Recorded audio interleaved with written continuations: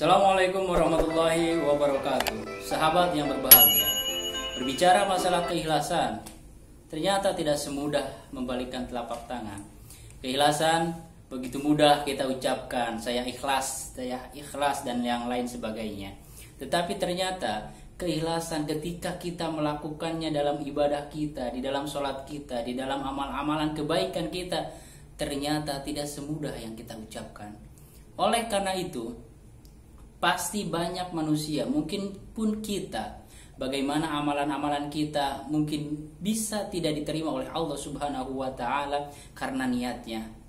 Sebagaimana perkataan Abdullah ibnu Mubarak mengatakan bahwa amalan-amalan yang besar yang dipandang oleh manusia, yang membuat wah manusia, tetapi ternyata bisa kecil nilai pahalanya di sisi Allah.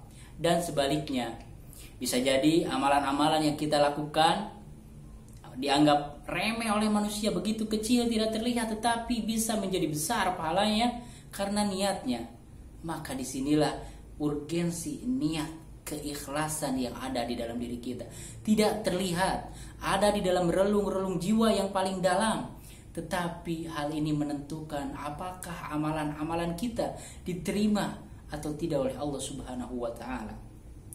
Oleh karena itu, Imam An-Nawawi rahimahullah mengatakan bahwa niat menjadi sebuah barometer diterima atau tidaknya sebuah amalan-amalan oleh Allah Subhanahu wa Ta'ala.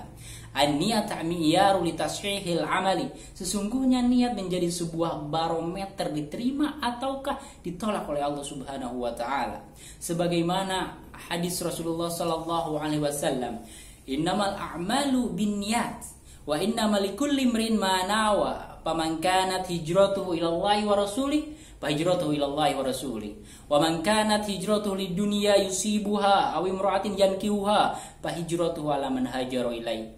Sesungguhnya amalan-amalan itu tergantung niat, dan segala urusan semua kembali kepada niat. Niat menjadi sebuah hal yang sangat penting. Kenapa? Karena ternyata ada dua syarat amalan-amalan itu diterima oleh Allah Subhanahu wa Ta'ala. Yang paling pertama adalah keikhlasan, yang kedua adalah mengikuti sunnah Rasulullah Sallallahu Alaihi Wasallam. Sebagaimana diceritakan, yang menjadi asbabul wurud dari hadis ini adalah cerita Al-Muhajir Ummul Qais, yaitu seorang pemuda yang dia itu merasa kepincut dengan seorang wanita yang cantik pada saat itu. Dia ingin menikahinya, tetapi ternyata si wanita itu ikut hijrah bersama Rasulullah Shallallahu Alaihi Wasallam dari Mekah ke Madinah. Maka si laki-laki ini yang digelari Muhajir Ummul Qais ini, dia termotivasi dirinya, terdorong jiwanya untuk melakukan hijrah. Tetapi hijrahnya berbeda dengan hijrah sahabat yang lain. Mungkin dalam segi penampakannya mereka sama melakukan sebuah perjalanan, tetapi nilainya berbeda di sisi Allah. Kenapa? Karena niatnya. Si muhajir ini, sahabat ini melakukan hijrah, kenapa? Karena ingin menikahi wanita tersebut. Maka disebutlah dia Muhajir Ummul Qais. Maka ketika kita melakukan segala sesuatu karena Allah dan Rasulnya, maka yakinlah pasti Allah memberikan pahala-pahala kebaikannya untuk kita.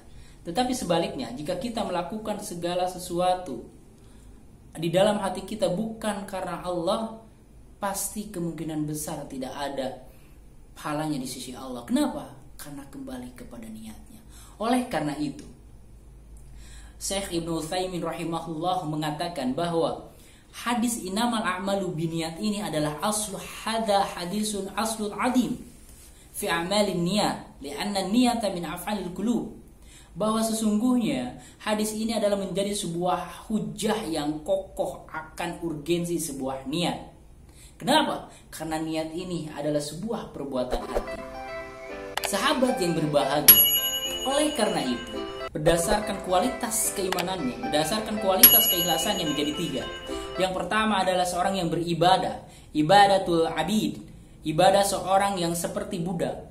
Maksudnya apa? Maksudnya adalah dia beribadah, motivasinya, dorongannya adalah karena dia takut akan azab Allah, karena dia takut akan siksa api neraka dan ketakutan-ketakutan yang lainnya yang merongrong jiwanya, sehingga rasa itu menjadi pendorong dia untuk beribadah kepada Allah, untuk bertakarub kepada Allah. Jadi landasannya adalah rasa takut kepada Allah.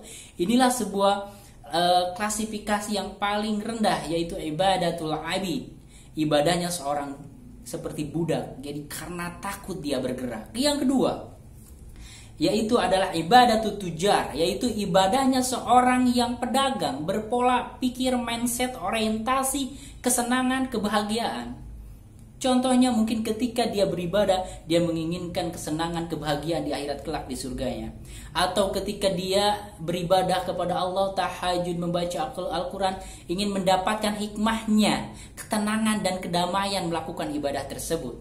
Tidak salah, tetapi ini hanya sebatas sebuah klasifikasi dari Imam An-Nawawi rahimahullah. Lalu apa tingkatan yang paling tinggi seorang hamba Allah yang dia sudah mencapai puncak tertinggi dalam beribadahnya, yaitu ibadatul ahrar, itu ibadah seorang hamba yang merdeka. Merdeka apa maksudnya?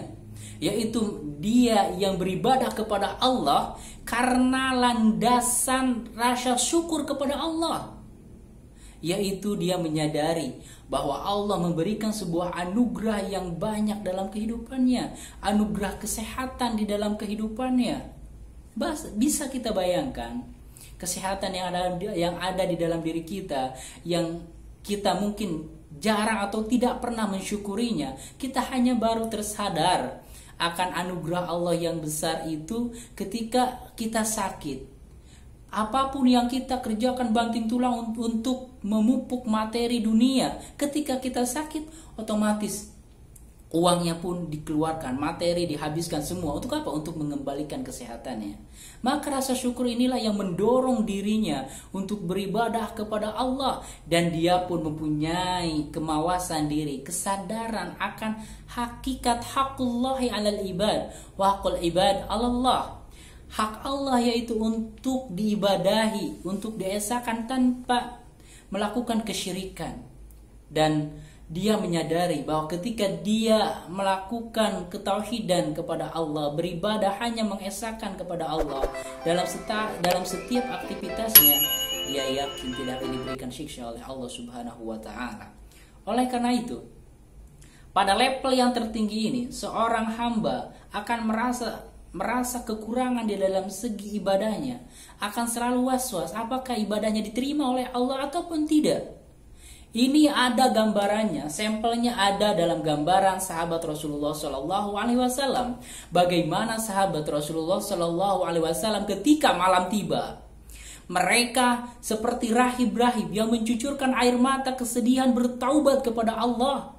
Walaupun mereka generasi yang terbaik, tetapi inilah salah satu tanda hamba yang benar-benar merdeka beribadah kepada Allah, senantiasa beristighfar kepada Allah Subhanahu wa taala, sehingga ada sebuah rasa was-was dalam dirinya, apakah amalan-amalannya diterima ataupun tidak. Maka disinilah jika kita berkaca ke dalam diri kita merasa hidup nyaman, tidur nyaman, ibadah dilaksanakan dengan seperti biasa. Apakah ada kewaswasan dalam diri kita? Amalan-amalan kita diterima ataukah tidak? Apakah kita ada di dalam ketenangan sehingga kita pun sebenarnya tidak mendapatkan sebuah jaminan surga, tetapi kita hidup dengan tenang. Berbeda dengan sahabat Rasulullah. Ada 10 sahabat yang dijamin masuk surga, tetapi jaminan surga itu tidak membuat mereka tenang seperti kita. Tetapi jaminan itu tidak menjadikan diri mereka lalai, tetapi senantiasa memompa dirinya, memaksakan dirinya untuk beribadah kepada Allah. Kenapa? Atas rasa syukur. Bahkan Rasulullah Shallallahu Alaihi Wasallam sendiri digambarkan dalam sebuah hadis, Siti Aisyah radhiyallahu anha bertanya kepada Rasulullah, merasa heran kepada Rasulullah. Ketika Rasulullah tahajud dengan sampai kakinya bengkak, maka Siti Aisyah radhiyallahu anha bertanya, "Tatakallafu hadza?" Apakah engkau membebani sesuatu perbuatan hal yang seperti ini padahal engkau sudah dijamin masuk surga?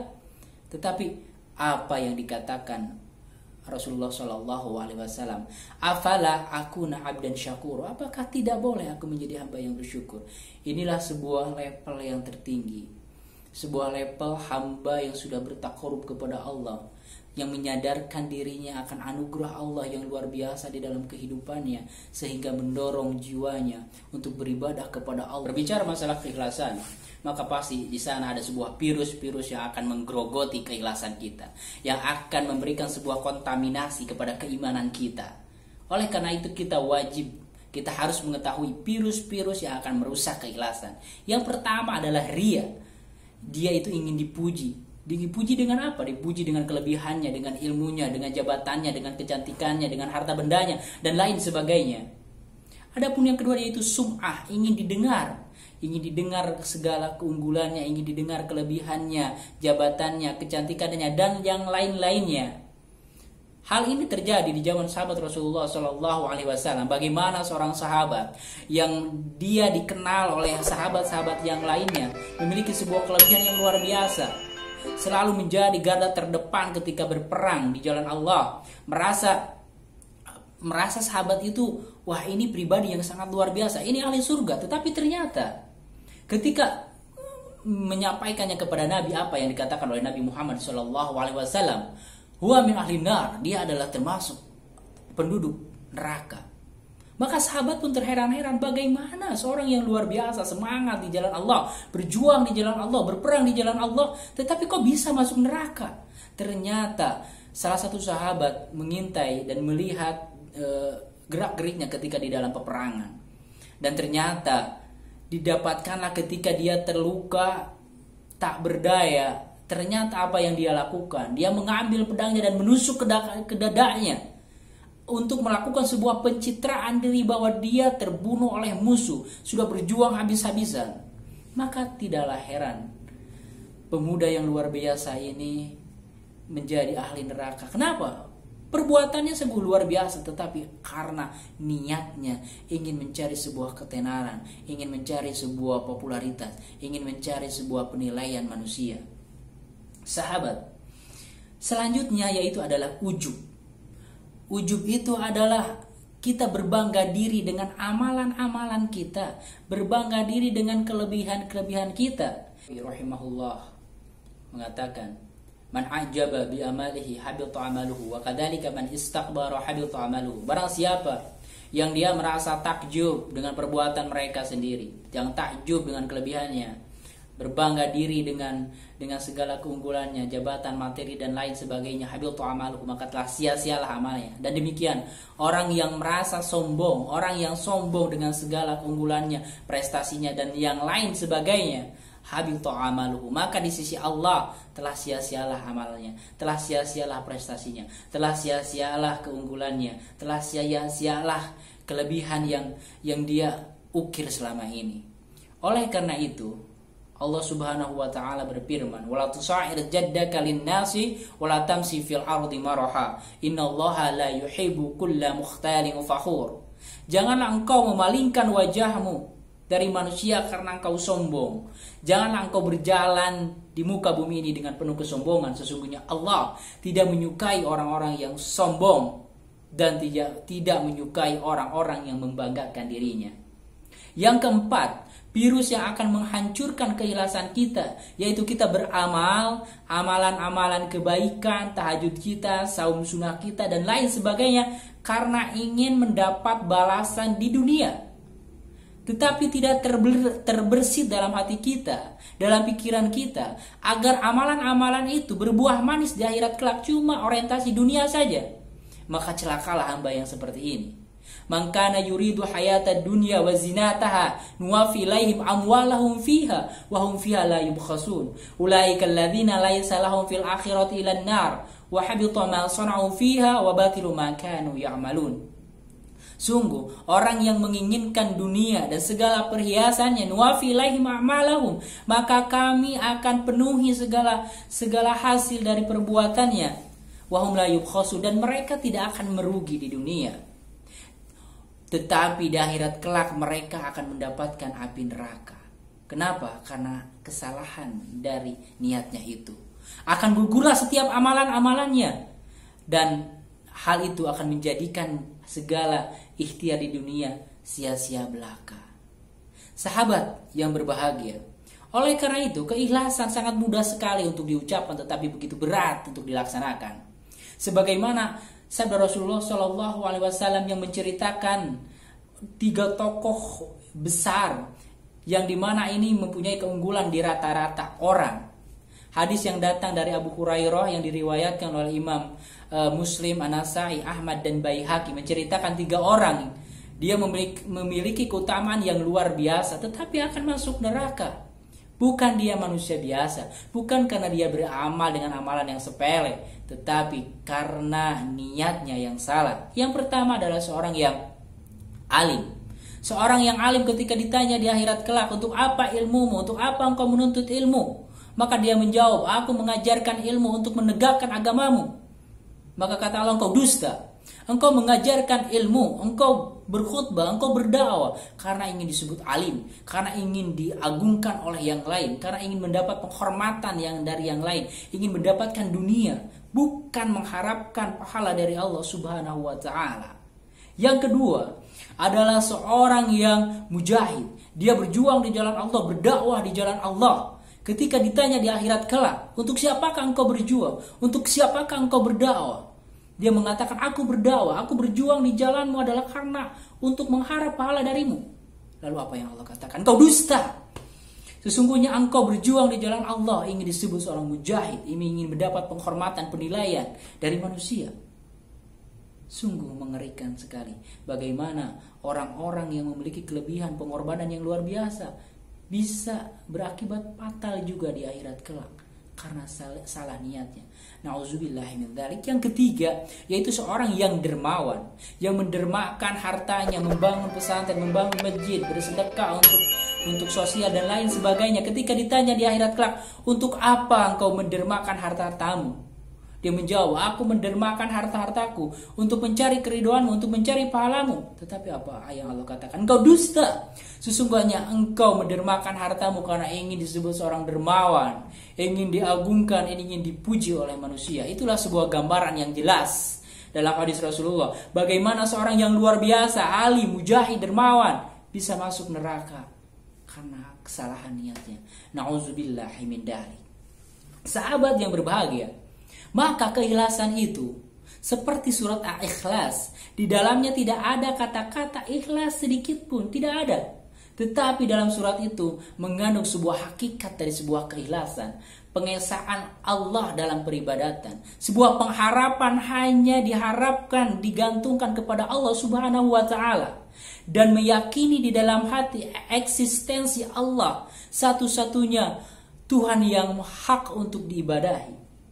Oleh karena itu, patutlah untuk kita sadari bersama dan memperjuangkan keikhlasan itu dalam setiap ayunan langkah kita, dalam setiap hembusan napas kita. Oleh karena itu, pertarungan di dalam hati kita, di dalam perasaan kita ketika mengamalkan sesuatu, pasti ketika kita istiqomah melakukan sebuah kebaikan, pasti di tengah jalan itu ada sebuah bisikan-bisikan setan, merasa diri paling soleh, merasa diri paling istiqomah, merasa diri paling luar biasa. Maka perlu dicamkan baik-baik perkataan dari Fudail bin Iyad. Tarkul amali min ajlin nasi ar-riya wal amalu min ajlin nasi syirkun wal ikhlas ayyuafikallah minhuma. Bahwa sesungguhnya meninggalkan sebuah